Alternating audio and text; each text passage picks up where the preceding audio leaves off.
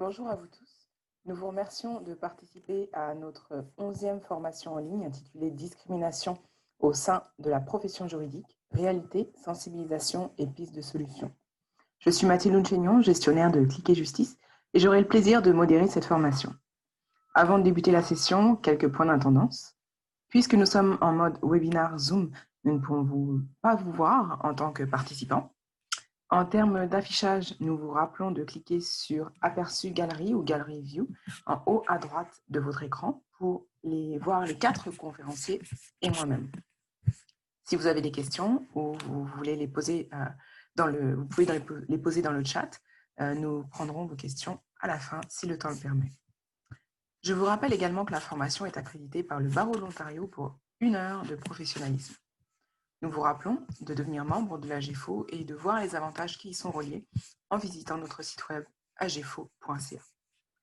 Alors, je souhaiterais tout d'abord faire une mise en contexte de cette formation. Les récents événements qui ont eu lieu et la vague de manifestations à travers le monde après la mort de George Floyd en mai dernier ont remis en lumière le mouvement Black Lives Matter, les vies noires comptent. Cela a aussi plus largement ramené au débat le problème persistant du racisme et des discriminations envers les membres des communautés noires au Canada. Consciente de ces enjeux qui perdurent en Ontario, l'AGEFO a publié le 22 juin dernier un communiqué visant à reconnaître et dénoncer le racisme systémique au sein de la profession juridique. Aujourd'hui, et dans le cadre d'un plan d'action sur lequel l'AGEFO travaille, ce panel constitue une première étape afin d'aborder les obstacles et les pistes de solutions pour contrer le racisme et les discriminations et favoriser plus de diversité au sein du milieu juridique. Nous tenons à mentionner que si aujourd'hui la question des discriminations se concentre sur les communautés noires, le problème est bien plus large et l'AGEFO en est consciente et continuera à travailler avec ses partenaires afin d'élargir le débat et de poursuivre le travail sur la question. Alors, merci tout d'abord aux conférenciers et conférencières qui ont accepté de se joindre à ce panel. En l'occurrence, Madame la juge de paix Harley Daou-Gervais de la Cour de justice de l'Ontario, Maître Akilas Kapendapa, procureur de la Couronne, Maître Ignace Louis-Jean, avocat à Aide juridique Ontario, et Madame Stacy Makuraza, vice-présidente francophone de l'Association des étudiants noirs en droit du Canada, section Ottawa, à l'Université d'Ottawa. Rappelons, avant d'ouvrir le débat, ce que sont le racisme et les discriminations systémiques. Le racisme et les discriminations systémiques sont le résultat d'institutions ou de systèmes qui créent ou maintiennent une iniquité raciale, souvent en conséquence de préjugés institutionnels dissimulés dans des politiques, des pratiques et les procédures qui favorisent certains groupes et en désavantagent d'autres. Notre première question aux panélistes, concernant le milieu juridique, ce serait de comprendre à quel moment du parcours professionnel apparaissent des obstacles selon vous et comment ils se manifestent. Maître Ignace Louis-Jean, vous travaillez, vous, dans le nord de la province. Vous avez travaillé auparavant dans plusieurs régions de l'Ontario. Selon vous, quels sont les obstacles en Ontario à une plus grande diversité au sein de la profession? Merci Mathilde pour cette question. Je dirais que les obstacles sont à 3 niveaux. D'abord, avant les études de droit, pendant les études de droit et après les études de droit. Avant les études de droit, généralement, les étudiants racialisés et particulièrement les étudiants noirs, ils viennent des premières générations de ceux qui vont fréquenter l'université et entreprendre des études postsecondaires. Ça fait qu'ils manquent normalement de modèles dans leur environnement rapproché, par exemple leurs parents, leurs grands-parents. Aussi, il va y avoir d'autres sortes de découragement parce que j'ai entendu des histoires où les jeunes au niveau du secondaire ont été dissuadés ou découragés à entreprendre des études dans certains domaines, particulièrement les plus lucratifs ou encore les plus libéraux, je dirais. Aussi, lors du demande d'admission, on a des critères qui ne tiennent pas compte de certains défis de certains groupes. Donc, les critères sont généraux pour tout le monde, par exemple, les lettres de recommandation.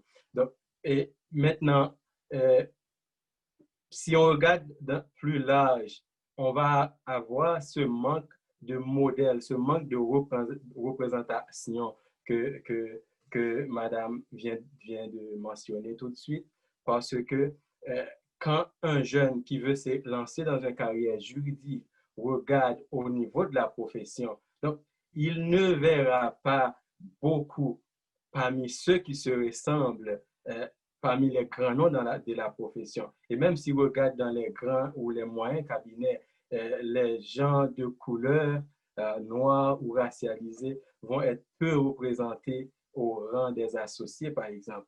Maintenant, pendant les études de droit et peut-être au cours du processus d'accès à la profession, on aura des obstacles comme, par exemple, des obstacles financiers, parce que l'on sait que certains groupes, particulièrement les Noirs, ont été victimes de désavantages historiques, séculaires, qui font qu'ils ont des revenus plus bas.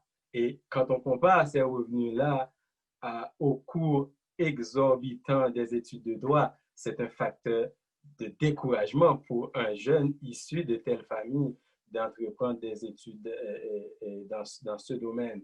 Et aussi, on peut regarder les difficultés qu'un jeune noir peut avoir à se construire un réseau. Je sais que ça a été déjà mentionné, mais le fait que son réseau, je vais dire, est déficient, ça va lui donner plus de difficultés à se trouver des placements d'été, à se trouver un stage d'accès à la profession, sans oublier, bien entendu, la discrimination subtile, peut-être inconsciente, qui existe lors du processus d'embauche pour les stages. Donc, on sait que dans la course au stage, on a le fameux concept du perfect fit, qui fait que on recherche quelqu'un qui a la même culture, qui fréquente les mêmes clubs, qui connaît les mêmes noms que nous. Et sans oublier, un jeune noir, il va avoir cette grande différence peut-être de morphologie, d'accent, de couleur de peau. Donc, ça va être très difficile. Je ne dis pas que ça va jamais arriver, mais ça va être plus difficile pour lui de passer les étapes successives qu'il y a dans la course au stage. Maintenant, si on regarde un peu après les études, les effets des placements d'été et du stage d'accès à la profession vont poursuivre le jeune avocat noir après les études dans son parcours professionnel, parce que ses chances de succès vont grandement dépendre de là où il a pu décrocher un stage ou des placements d'été. Donc, ça fait que ça va être plus difficile pour lui de décrocher un premier emploi. Maintenant, il va avoir les pressions sociales qui pèsent sur lui. Il va avoir peut-être les pressions à rembourser certaines dettes qu'il a contractées pour faire les études. Donc, il va peut-être devoir ouvrir sa propre boutique. Et là encore, il y aura d'autres obstacles parce qu'on nous a appris à faire confiance à ceux qui nous ressemblent. Voilà, il n'y a pas beaucoup de monde dans le grand public qui lui ressemble. Il y aura plus de difficultés à se constituer une clientèle, par exemple.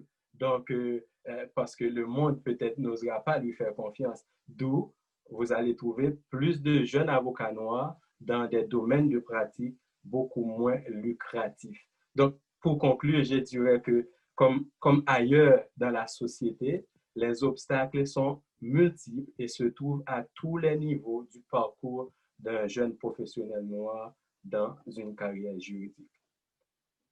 Merci, Maître Louis-Jean.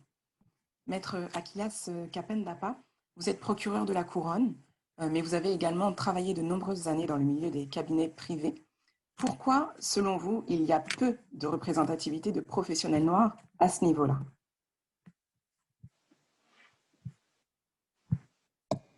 Tout d'abord, j'aimerais vous remercier pour cette belle initiative, de m'avoir invité pour partager mon opinion personnelle. Je trouve que c'est un sujet très important pour notre profession. Lorsque nous parlons du manque de représentation des Noirs dans les grands cabinets d'avocats, il y a quelques éléments que je trouve qui méritent d'être pris en compte. Premièrement, nous devons reconnaître que la profession opère dans un contexte social plus large dans lequel le racisme anti-noir existe. en tant que profession, nous n'en sommes pas exemptés. Donc, c'est une chose qu'on doit se rappeler. Historiquement parlant, les règles et les politiques d'exclusion ont empêché les Noirs d'entrer dans la profession. Ça, c'est sûr et certain.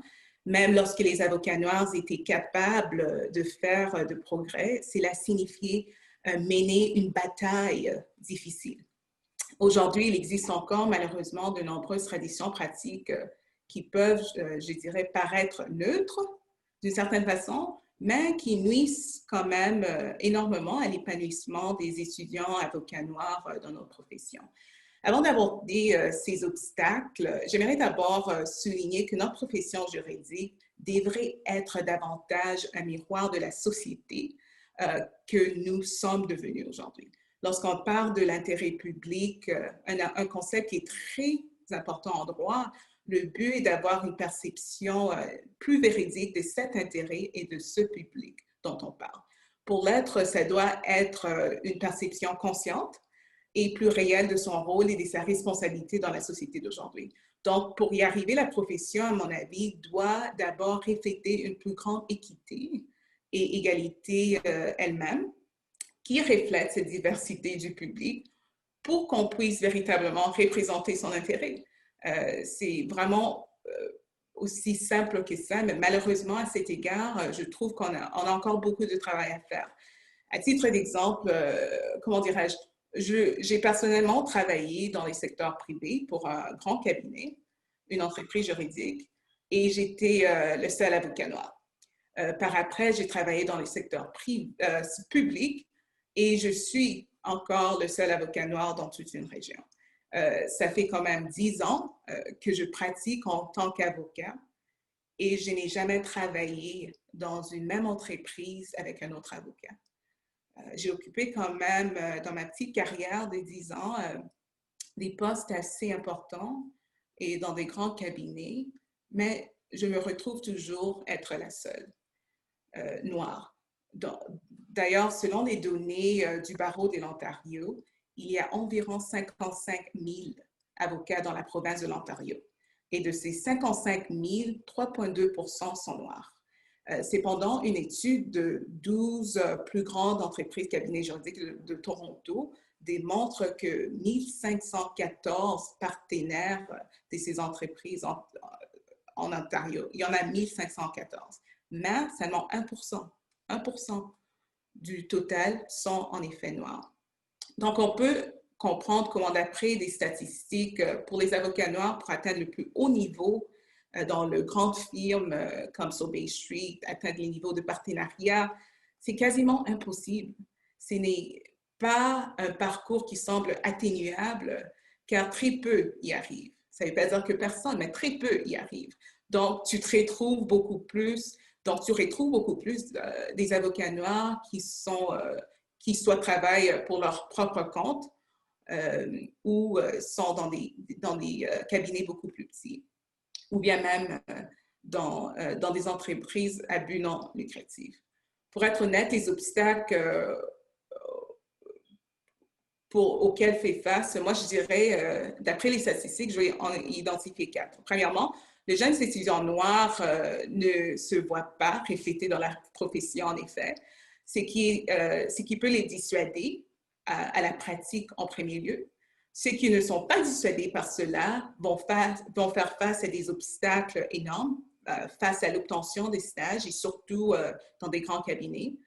En effet, je trouve qu'il y a quand même encore des méthodes de recrutement biaisées qui contribuent à cela. Par exemple, les comités d'embauche ont tendance à être composés de non-minorités qui, consciemment ou inconsciemment, je trouve quand même, cherchent à promouvoir ceux qui leur ressemblent et pensent comme eux. Au fait, je parle en effet de ces fameux critères du good fit que l'on retrouve beaucoup dans les secteurs privés, qui fait en sorte que ça soit même une exigence pour pouvoir être embauché. Et pour être tout à fait honnête avec vous, j'ai toujours eu des très, très grandes difficultés. J'ai toujours trouvé ces critères très problématiques. C'est tellement biaisé et je trouve que c'est vraiment beaucoup trop subjectif. Exemple, pour une raison quelconque, tu n'as jamais golfé en tant qu'étudiant ou dans ta jeunesse. Est-ce que ça veut dire que tu ne peux pas apprendre à les faire? Est-ce que ça veut dire que tu ne peux pas faire ton travail de façon adéquate? Bien sûr que non. Si tu n'as pas eu la chance d'avoir un gap year pour des raisons socio-économiques qui te permet de voyager et puis d'explorer le monde, tu n'as pas ces genres d'histoires à raconter lorsque tu passes une entrevue. Est-ce que ça veut dire que tu ne peux pas faire le travail? Absolument rien. Et d'ailleurs, qu'est-ce que tout cela, même le concept de good fit, a à faire avec l'habilité de faire un travail? Absolument rien. Donc, cette mentalité de good fit, one of us, je trouve que ça empêche les avocats noirs d'être embauchés. Ils ne font pas partie du Boys Country Club, excusez l'anglicisme, mais comment dirais-je, ils ne moulent pas à l'image typique recherchée du good fit en question. Et par conséquent, même si embauchés, s'empêchent aussi d'accéder au plus haut rang du statut de cabinet d'avocat. À mon avis, les personnes qui font partie du comité d'embauche du système de recrutement des firmes ne devraient pas essayer de retrouver ou de se rechercher dans cette jeune personne, mais plutôt avoir une perception, une pensée plus élargie qui leur permet de voir et de promouvoir l'enrichissement qu'un parcours différent, contraire à leur propre parcours, apporte au sein de l'entreprise en tant que telle. Ces concepts de good fit, de l'adaptabilité, doit être remplacé, à mon avis, avec un concept qui promouvoit l'enrichissement et la diversité d'esprit, la diversité de pensée, de culture au sein du groupe. Cette nouvelle pensée enrichie, je trouve que c'est ça qui va vraiment enrichir l'entreprise et, en effet, refléter l'intérêt public. Deuxièmement, brièvement, je dirais qu'il y a encore un problème de népotisme, relation, héritage, tous ces concepts qui promouvoient davantage c'est qui vous connaissez et ça continue à avoir autant d'importance, des fois même plus que c'est que vous connaissez en tant que compétence. Donc, qui que tu connais peut te promouvoir beaucoup plus vite. Ça, je trouve qu'il y a encore un problème. Troisièmement, les cabinets d'embauche, tout simplement, pas assez d'avocats noirs. Donc, c'est sûr et certain qu'arriver au rang de partenariat, ça devient aussi un problème. Et il y a plusieurs des raisons pour lesquelles les avocats noirs n'arrivent pas à ces rangs. L'environnement de travail hostile, la microagression, manque de conscience culturelle, manque d'opportunités, répartition de travail non équitable, il y en a beaucoup, manque de développement, manque de diversité, d'inclusion, d'accru, juste pour en nommer quelques-uns. Donc, ce n'est pas une surprise qu'à maintes reprises, nous constatons que les avocats noirs et les avocats d'autres groupes sous-représentés sont les premiers à quitter les grands cabinets d'embauchement. Et je trouve vraiment, dernier point, il y a aussi un manque de mentorat, formation de qualité, pour les raisons citées si haut. Donc, nombreux avocats noirs se retrouvent dans les petits cabinets ou travaillent en tant que praticiens indépendants où vraiment aucune formation ni mentorat formel ne sont offerts, ce qui aussi à leur détriment. Donc, à mon avis, tout ça contribue à ce manque de représentation adéquate des avocats noirs dans de grands cabinets juridiques. Merci beaucoup, Maître. Madame la juge de paix Harley Daou-Gervais, avant votre nomination à la magistrature, votre parcours a été à la fois au sein du milieu institutionnel et également communautaire. Pourriez-vous aussi nous parler des biais inconscients qui existent au sein de la profession? Oui, certainement. Donc, avant tout, je lève mon chapeau à mes collègues panélistes qui ont soulevé des points absolument intéressants. Donc, j'apprends même de vous, de vos expériences passées. Donc, merci pour vos points de vue enrichissants. Donc, je veux juste préciser que le but de la question qui a été répondue jusqu'à date par mes co-panélistes, à mon avis, c'est pas de pointer du doigt, ni de condamner, ni de culpabiliser, et encore moins de faire paraître les juristes racialisés comme étant des victimes. Donc, je tiens vraiment à mettre ces balises. Le racisme systémique, c'est quelque chose de subtil. Donc, si je demande à nos participants aujourd'hui de taper dans le chat, oui, je suis raciste, oui, j'ai des préjugés, donc je suis certaine que je n'aurai pas beaucoup de réponses, du moins je l'espère. Ou sinon, ben, il y a toujours place à l'amélioration. Donc, mon désir en répondant un peu à cette question, c'est de soulever ces inégalités subtiles, cachées, qui touchent les communautés racialisées, mais surtout dans le processus d'embauche. À mon avis, c'est le niveau où est-ce que le racisme systémique peut se manifester et le candidat ne le saura jamais. Donc, c'est un peu comme un gaz nocif, inodore, transparent, mais qui a vraiment des effets nocifs sur toute une communauté. Donc, je ne cherche pas à partir, à initier une révolution ou à créer de la paranoïa. C'est vraiment pas mon but, mais je veux juste prendre quelques instants basés sur mes expériences.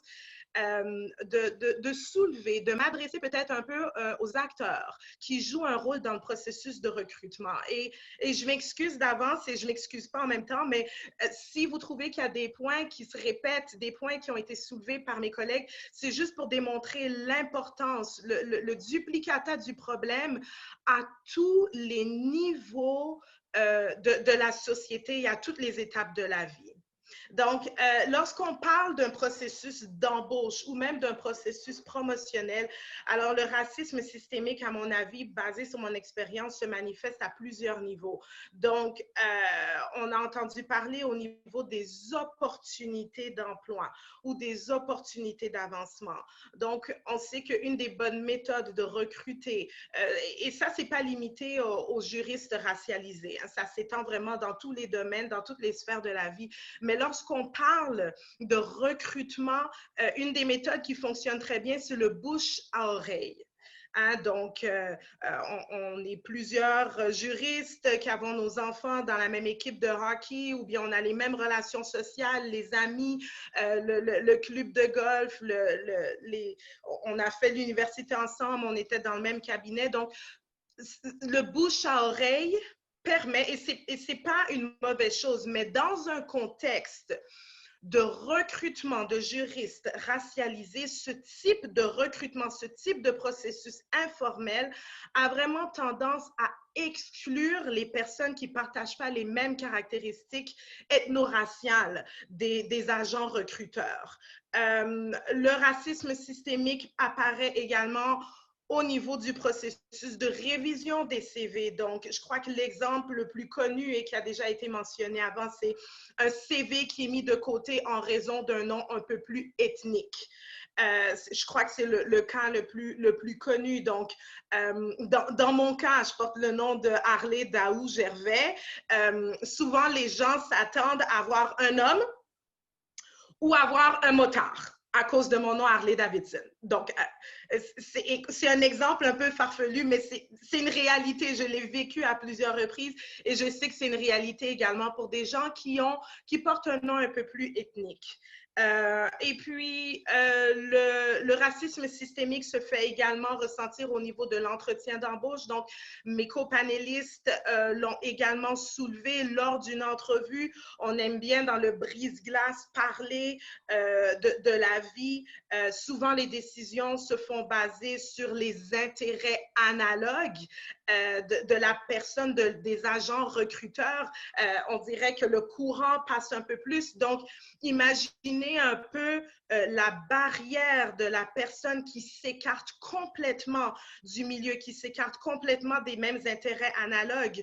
Un des événements qu'on voit de plus en plus au niveau des juristes racialisés, c'est ce juriste qui était déjà avocat dans son pays d'origine. Et lorsqu'il a immigré au Canada, cette personne se rende compte qu'elle doit recommencer ses études en dépit de sa situation socio-économique. Souvent, ces personnes-là sont déjà avancées en âge, ont déjà une famille, donc en raison de leur situation, ne peuvent pas se permettre de s'intégrer à la culture de l'organisation et avoir les mêmes intérêts analogues. Et finalement, ce que je veux dire, c'est que tous les éléments que j'ai précités s'appliquent également au niveau promotionnel. Merci beaucoup, Madame la juge de paix. Ma prochaine question serait de savoir justement, face à ces obstacles que vous aviez tous identifiés, quels changements ou pistes de solutions peut-on apporter pour améliorer la situation au sein de la profession en matière justement donc de diversité, d'inclusion? J'imagine qu'il y aura beaucoup de ponts avec ce que vous avez tous énoncé, mais je vous laisserai la parole et puis justement, on change un peu l'ordre. Je vous redonne la parole, Madame la juge de paix. Oui, merci. Donc, encore une fois, j'ai apporté la perspective du parcours professionnel, du recrutement. Donc, ma compréhension de la question et la manière que je vais l'aborder, c'est vraiment comment offrir une chance égale aux juristes racialisés. Donc, j'ai été heureuse, je ne sais pas si vous avez entendu parler, mais j'ai été heureuse hier d'entendre que le gouvernement fédéral allait offrir une subvention spéciale de 93 millions sur 4 ans aux entrepreneurs noirs. Et l'objectif de cette subvention spéciale, c'est vraiment d'agir contre le racisme systémique. Donc, je salue cette initiative sans avoir de part politique. Je salue l'initiative de vouloir contrer le racisme systémique en soutenant les entrepreneurs noirs. Donc, à défaut d'avoir un portefeuille aussi large, si vous avez 93 millions et que vous vous sentez généreux, vous pouvez trouver mes coordonnées, ça va me faire plaisir. Mais à défaut d'avoir tous un portefeuille aussi large, il y a des actions que l'on peut prendre qui peuvent sembler minimes, mais qui en réalité vont avoir des impacts très importants sur le combat contre le racisme systémique. Donc, par exemple, ça peut être pour des cabinets ou des organisations qui peuvent se le permettre. Donc, ça peut être l'adoption de bourses ou d'emplois spécifiquement réservés à des personnes racialisées. Donc, c'est une idée envisageable. La tenue de journées de foire à l'emploi réservée spécifiquement aux personnes racialisées. Et écoutez, je suis juriste, donc je sais que peut-être il y en a qui vont avoir peur de cette idée-là, pour les puristes, qui vont invoquer la charte en disant que peut-être on va créer une discrimination. Et rien n'empêche d'ouvrir ce genre d'événement à tous, à toute personne juriste, mais de vraiment souligner l'importance que ces événements sont vraiment réservés exclusivement aux personnes racialisées. Donc, ce que ça fait, c'est que ça permet d'ouvrir les barrières. Donc, les barrières à deux égards, autant pour les agents recruteurs, de sortir des chantiers battus. Puis, écoutez, c'est normal, il va y avoir un peu de mal à l'aise au début, mais ces événements-là, la tenue de ces événements-là permettent de voir la richesse qui se trouve dans les autres cultures, comme ma collègue l'a si bien soulevé. Il y a également des pistes un peu plus générales, donc l'évaluation, donc faire des évaluations et faire des révisions du système de recrutement. Et ça, c'est en commençant par les agents de recrutement. Donc, il y a des équipes de ressources humaines qui s'occupent principalement de faire du recrutement. Donc, c'est de se poser la question, qui sont ces agents? Quelle est leur définition d'intégration, de diversité, d'équité, d'inclusivité, d'assurer que leur position, leur définition de ces notions-là sont à jour et sont continuellement à jour, un peu comme notre Constitution est un arbre vivant. Est-ce que les cabinets ou les institutions ont des politiques en matière d'équité et d'inclusivité qui sont à jour? Et je vais vraiment prendre quelques instants pour dire ces politiques-là doivent être réalistes. je lisais les statistiques qui disent qu'en 2019, 54% des personnes noires se sont dit être victimes de racisme au travail sur une base continue et que la majorité de ces personnes préfèrent quitter leur emploi plutôt que d'avoir à dénoncer le racisme qu'elles peuvent vivre. C'est abominable, à mon avis, c'est horrible. Donc, c'est la preuve que même au niveau des politiques, elles sont bien sur papier. Et permettez-moi d'avoir ce langage franc avec vous. Ces politiques sont formidables sur papier, mais en réalité, elles créent quand même une atmosphère intimidante qui fait en sorte que les victimes de racisme systémique ont peur parfois de se sentir encore plus victimes en dénonçant, ou bien elles ont une crainte d'être vues comme étant plaignardes. Donc, c'est de mettre à jour ces politiques en matière d'équité. Et je vais rapidement passer au point suivant pour pouvoir donner la parole à mes collègues. Donc, une autre solution qui est soulevée également, c'est la diffusion, donc, lors d'un processus d'embauche, donc, que la diffusion du processus du recrutement puisse se faire au niveau par le biais des annonces de journaux, de sites Internet, des agences de placement, mais spécifique aux personnes racialisées. Donc, je suis heureuse de voir qu'on a une représentante de l'association. Donc, ça peut être un moyen de contacter ces associations pour pouvoir véhiculer les opportunités d'emploi pour s'assurer qu'elles rejoignent vraiment tous les groupes ethno-raciaux. Et puis, finalement, un point très important, c'est l'importance, le point crucial d'offrir continuellement des formations sur la lutte contre le racisme et les droits de la personne. Ce genre de formation devrait faire partie intégrante de la formation et de la vie professionnelle de tous les employés, et ce, peu importe le niveau dans la société ou dans l'institution, mais particulièrement à l'égard des personnes qui occupent des fonctions de supervision.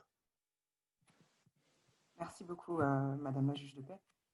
Maître Louis-Jean, j'aimerais vous laisser la parole en termes de justement votre perspective sur ces changements, pistes de solutions au sein de la profession. Comme Madame la juge de paix a presque tout dit, je vais commencer par dire que j'ai été très, très chanceux d'avoir l'opportunité pour travailler pour Aide Juridique Ontario, qui est un milieu de travail très inclusif et où la diversité est vraiment bien représentée. Aussi, c'est un milieu de travail qui offre des formations obligatoires dans certains domaines comme l'inclusion, la diversité, comment faire affaire aux gens les plus vulnérables de la société. Aussi, c'est un milieu de travail qui met à la disposition de ses employés beaucoup de modèles, de mentors et beaucoup d'autres supports. Aussi, ce milieu de travail m'a permis aussi de travailler dans des endroits où mes services, où il y avait un besoin énorme pour mes services. Je dirais que ça a complètement changé le dynamisme, le rapport du grand public par rapport à moi comme membre d'une minorité est très différent par rapport à ce qu'on pourrait vivre dans un plus grand centre urbain comme Ottawa, Toronto et ailleurs. Toutefois, je dois reconnaître, comme d'autres avant moi l'ont souligné, que ce n'est pas rose partout et pour tout le monde. Donc, tout le monde ne vit pas ce que moi je vis. Alors, il devrait y avoir, je dirais, des actions urgentes qui doivent être prises, et particulièrement une sensibilisation accrue à tous les niveaux. Ça devrait être d'abord au niveau du barreau, où on devrait encourager plus d'initiatives, comme par exemple les heures de formation professionnelle continue portant sur l'équité, la diversité et l'inclusion. On devrait avoir plus d'initiatives comme ça. Mais malheureusement, on a eu récemment, pas si récemment que ça, mais on a eu d'autres initiatives du barreau qui ont été assez encourageantes, mais qui ont été abandonnées en cours de chemin. Donc, on aimerait voir d'autres initiatives. Ce n'est pas l'abandon d'initiatives, mais d'autres initiatives qui viennent s'ajouter à ce qui existe déjà et pour mieux attaquer le problème qui existe au sein de la profession. Ça se peut aussi qu'on a besoin de plus de promotion de la nouvelle voie d'accès à la profession. Je pense ici au programme de pratique du droit et à sa version anglophone. Donc, on veut avoir plus de promotion pour ces genres d'initiatives et de programmes et plus de support aussi. Au niveau des organisations et aussi du barreau, je dirais, au risque de répéter Madame la juge de paix, il faut une modernisation des politiques, des règlements, des règles, des façons de faire. Parce que les politiques peuvent être muettes sur certaines choses et pourtant être très discriminants par rapport à certains groupes du fait que lorsque ces politiques-là ont été adoptées, il n'y avait pas toute la représentativité nécessaire pour refléter toutes les façons de voir dans ces politiques-là. Donc, il faut essayer de voir comment on peut enlever la discrimination subtile et inconsciente qui s'y cache pour faire plus de place, je dirais, à la diversité. Il y a aussi cette nécessité de poser le problème avec plus d'honnêteté, d'oser pointer du doigt la problématique de la discrimination systémique qui existe dans la profession, parce qu'on a tendance à ne pas vouloir toucher au fonctionnement de notre profession, parce que l'on a tendance à dire ben, c'est traditionnel, ça a toujours été comme ça. Donc, cette façon de voir doit changer. On doit pouvoir embrasser la modernité et oser remettre en question certaines méthodes de travail qui ont existé au sein de la profession. Ça se fait aussi qu'on doit avoir des initiatives au sein des diverses facultés de droit dans le pays ou dans la province. Peut-être, comme Mme Makouraza l'a mentionné, on devrait voir plus de diversité au sein du corps professoral, peut-être, et aussi encourager la mise sur pied de cours qui puissent préparer les jeunes aux défis qui leur attendent, parce qu'à l'école de droit, on n'est pas conscient de ce qui nous attend comme étudiants racialisés lorsqu'on deviendra avocat. On fait face à ces choses quand on est sur le terrain, mais on n'était pas préparé à tout ça. Donc, cela étant dit, je ne suis pas en train de réclamer une sorte de faveur pour les avocats noirs ou racialisés, mais plutôt j'aimerais voir qu'ils soient traités en fonction de leurs compétences, de leur qualité professionnelle, de leur enthousiasme à contribuer dans l'avancement du droit, dans le développement de la profession et avoir accès à tous les privilèges ou les avantages qui se rattachent à ces compétences, à ces qualités. Donc, les résultats ne seront pas immédiats, mais on sait là où il y a de la volonté, où il y a des idées. Et quand il y a des idées, il va y avoir des moyens. Et quand il y a des moyens, on posera des actions. Donc, avec le passage du temps, les résultats vont venir comme une conséquence naturelle des diverses actions qui ont été posées. Et puis, tout le monde sera content parce qu'on aura une profession plus inclusive où tout le monde se sentira à l'aise et tout le monde va contribuer de leur plein potentiel à l'avancement de la profession. Merci beaucoup, Maître Louis-Jean. Maître Akilas Kapendapa, quelle serait votre perspective justement en termes de solutions obstacles? Moi, je dirais, pour ajouter à ce que mes collègues ont dit, tout d'abord, au niveau des études secondaires, on devrait mieux orienter les jeunes étudiants noirs. J'aimerais bien avoir plus d'avocats noirs, personnellement, s'aventurer dans les communautés et parler aux écoles primaires, secondaires, assister à des salons d'emploi, expliquer aux enfants les étapes pratiques nécessaires pour devenir avocat, sensibiliser en grosso modo la communauté, à mon avis, est beaucoup plus efficace que d'attendre pour des opportunités de diversité. Donc, ça, c'est vraiment quelque chose que j'aimerais plus voir. Je trouve que c'est important pour des jeunes de voir aussi les avocats noirs dans ces milieux de sensibilisation. Ça change leur perception et donne l'image, en effet, de l'avocat noir qui réussit dans cette profession. Parce qu'on en a des avocats noirs qui réussissent dans la profession. Et puis, je sais que c'est important que la jeunesse puisse voir ça. On ne devrait pas sous-estimer l'importance de la représentation, à mon avis. Personnellement, j'aimerais bien être impliquée pour commencer ces genres d'initiatives avec d'autres organismes. Deuxièmement, au niveau de l'école de droit et de la profession, je dirais qu'on devrait avoir plus de ressources pour s'assurer que les étudiants en droit et les avocats noirs sont en mesure de trouver des opportunités de mentorat et des réseautages, et surtout avec une participation des dons, des expertises faits aux organismes qui sont déjà voués, qui consacrent déjà des efforts énormes à la réussite des étudiants et des avocats noirs. Par exemple, on sait qu'il y a le Black Lawyer Student Association, qui est connu, et Madame Makurasa est ici, les étudiants sont ici pour ça.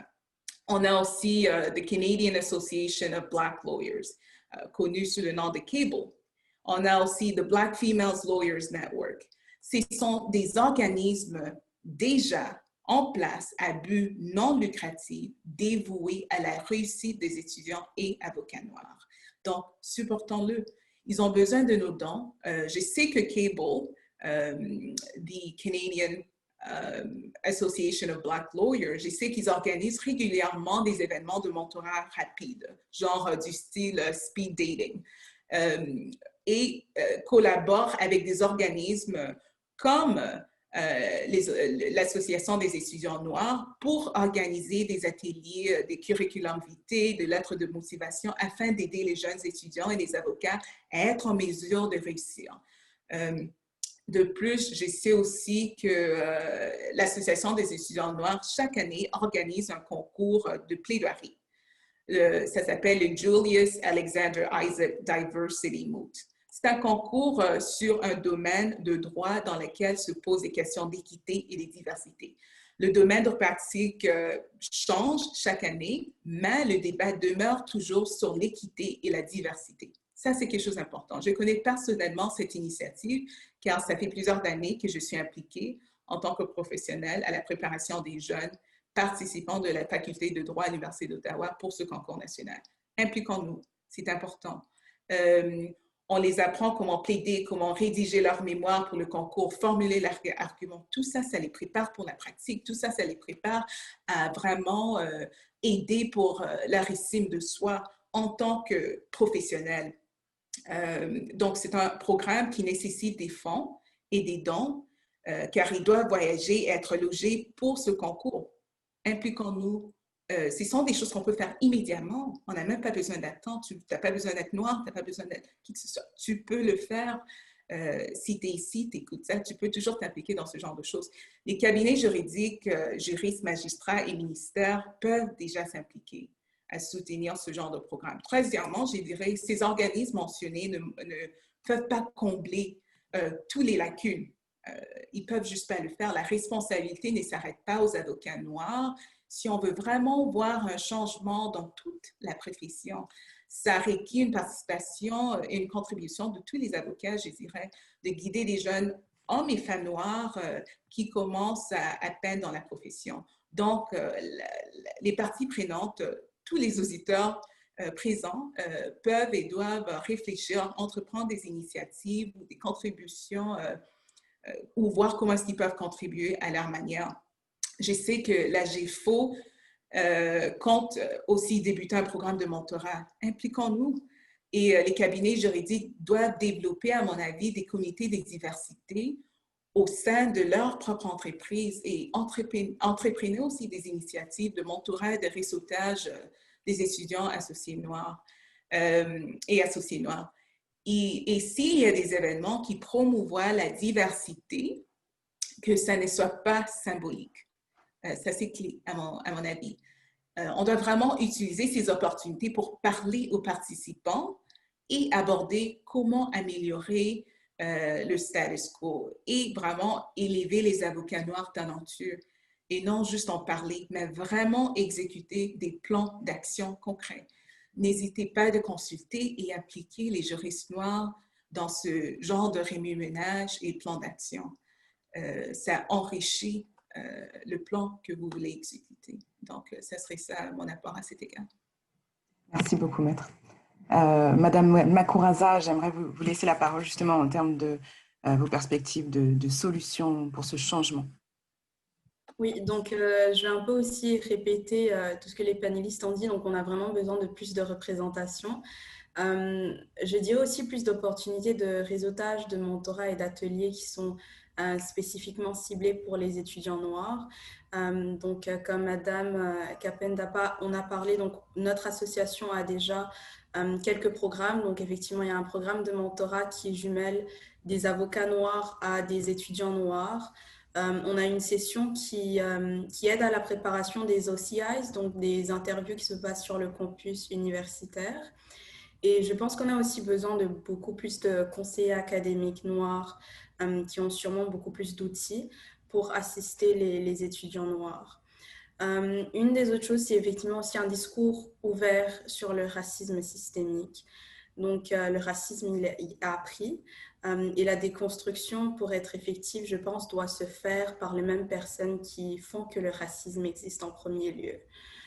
Donc, pour cela, je pense qu'une formation donc, obligatoire sur l'antiracisme est nécessaire, donc en cours obligatoire pour ce qui est des universités et des écoles, et en formation donc aussi pour les recruteurs, pour ce qui est donc du milieu professionnel. Et donc, le racisme est systémique. Il est donc implémenté dans nos lois, nos règles et procédures. Et je pense que c'est le temps de revoir ces règles, donc que ce soit dans les cabinets ou alors même dans les universités, et de consulter les professionnels noirs dans la création de nouvelles règles sur l'antiracisme. Donc, oui, donc c'est vraiment... je dirais que c'est les points principaux dont je voudrais parler. Et je pense aussi, j'allais juste parler d'un exemple. Donc, je pense qu'on a des biais, on a tous des biais inconscients.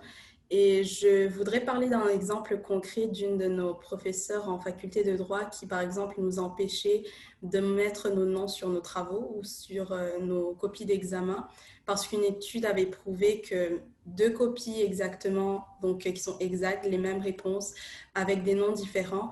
Donc, la personne racisée, son nom, donc, elle va avoir une copie avec une note inférieure à celle d'une personne avec un nom blanc. Donc, je pense qu'on pourrait implémenter ça, par exemple, dans le processus de recrutement. Je pense que c'est un bon exemple. Merci beaucoup pour ce partage. Le temps file, il ne reste que quelques minutes à notre panel. J'aimerais donc en profiter pour combiner peut-être des questions qu'on avait et puis réfléchir. Vous, si vous aviez en 1 minute, si je vous laissais 1 minute chacun pour réfléchir à un conseil que vous auriez voulu recevoir avant de vous lancer dans une carrière juridique ou alors une chose que vous voulez partager aujourd'hui, je vous lance 1 minute. Maître Louis-Jean. OK, si je devrais dire quelque chose, je pense que je vais viser surtout les étudiants finissants et les jeunes avocats. J'aurais aimé savoir quand j'allais à l'école de droit qu'il y aura des obstacles partout sur mon parcours. Ça, c'est 1. De 2, j'aurais aimé savoir que le droit ne se pratique pas seulement à Ottawa et à Toronto. Ça se pratique aussi ailleurs dans la province où on a besoin du monde et ailleurs dans d'autres pays, dans d'autres provinces. Ce n'est pas seulement les grands cabinets et les ministères qui ont besoin d'avocats. Merci. Merci beaucoup, Maître Kapendapa. D'accord, je vais essayer de parler vraiment vite parce que les avocats parler pendant 1 minute, j'en connais pas. Pour s'assurer que les étudiants et les avocats noirs disposent, je dirais, de mêmes outils, ressources pour réussir que les autres, qu'ils obtiennent de mêmes opportunités d'emploi, je trouve que ça demande une concentration sur les efforts individuels et collectifs. Les circonstances et les capacités à provoquer des changements varient d'une personne à une autre, d'une firme à une autre.